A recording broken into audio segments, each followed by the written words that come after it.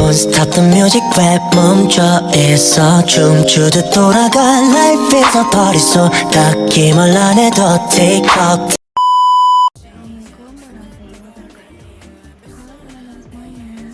Perkenalkan saya Aranti Pertama Dan saya Halifatunisa. Kami akan menjelaskan materi sejarah tentang masa kedudukan Belanda kedua tahun 1816 sampai 1940. Dalam materi ini kami akan menjelaskan dua poin penting. Untuk poin yang pertama ialah kebijakan tanam paksa.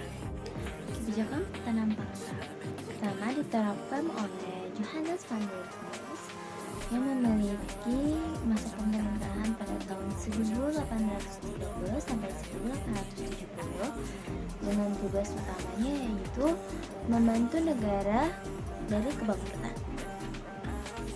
Dalam kebijakan tanam paksa ini ada 6 kebijakan dasar, yaitu yang pertama adalah wajib setiap daerah atau desa wajib menyisihkan sebagian tanahnya untuk dijadikan komodasi ekspor seperti kopi, tebu, dan nila, dan hasilnya dijual pada pemerintah dengan harga yang sudah ditentukan.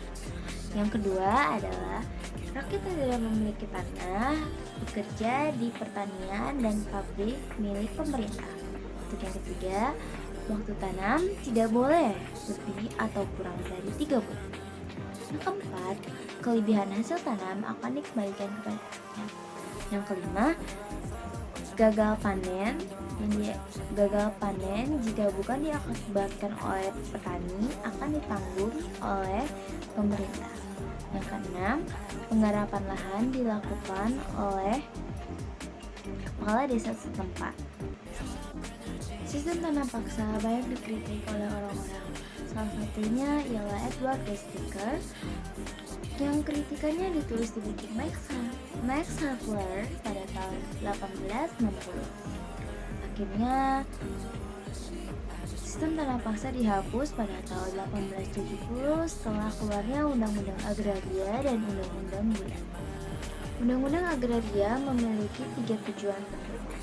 Yang pertama ialah melindungi hak milik dari penguasa dan pemodal asing.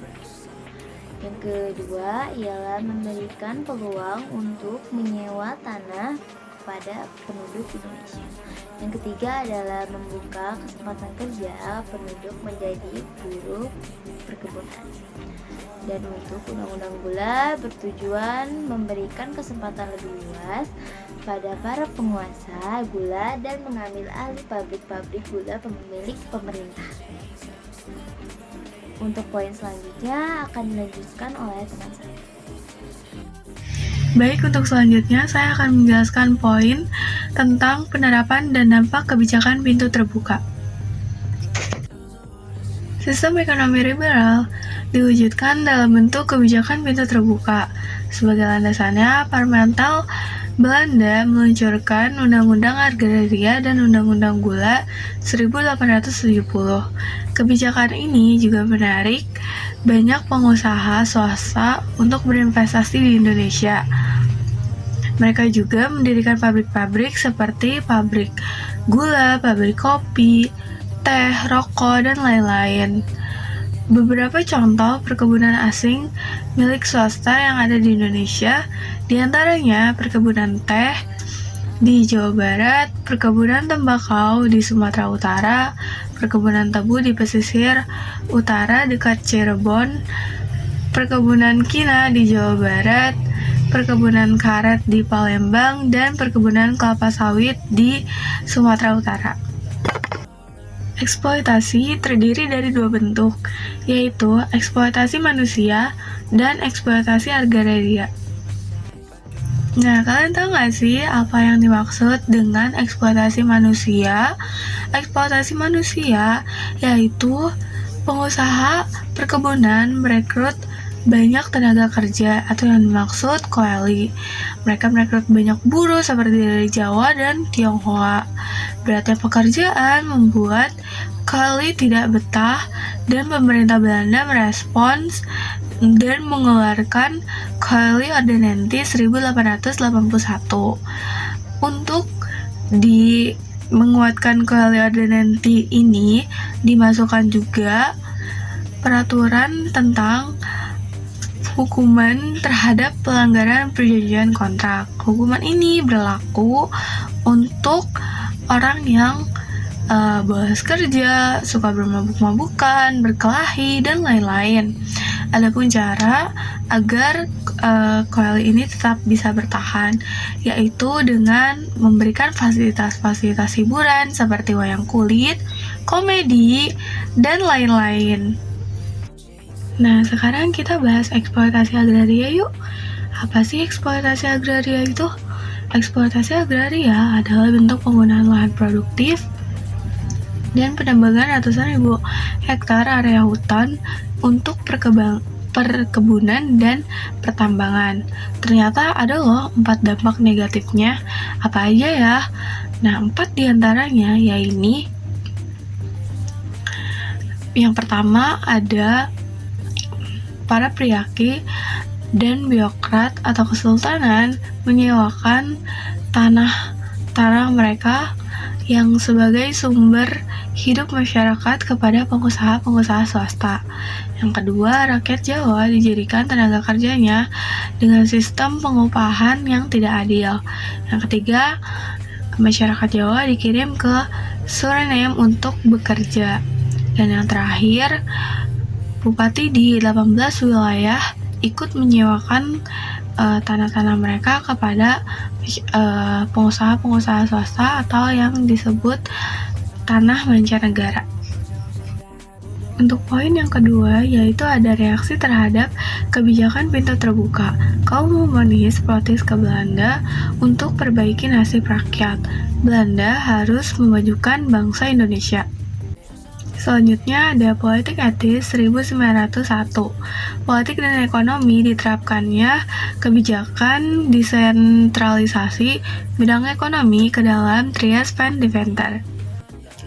Koran The Lokomotif yang terbit di Semarang pada tahun 1845 bernama Peter Berskov 1945 sampai 1991.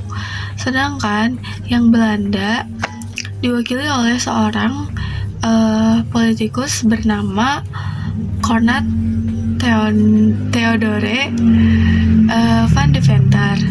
Dalam pidatonya pada tanggal 17 September 1901, Ratu Wilhelmina mengakui pentingnya tanggung jawab pemerintah Belanda terhadap kaum pribumi. Adapun 3 program Trias Van Deventer, yakni irigasi, membangun, dan memperbaiki pengaliran dan bendungan untuk pertanian. Yang kedua ada migrasi, mengajak rakyat untuk bertransmigrasi sehingga terjadi keseimbangan jumlah penduduk. Yang terakhir ada edukasi, yaitu menyelenggarakan pendidikan dengan memperluas bidang pengajaran dan pendidikan. Nah, untuk poin terakhir, yakni kebijakan yang tidak dilaksanakan secara konsekuen.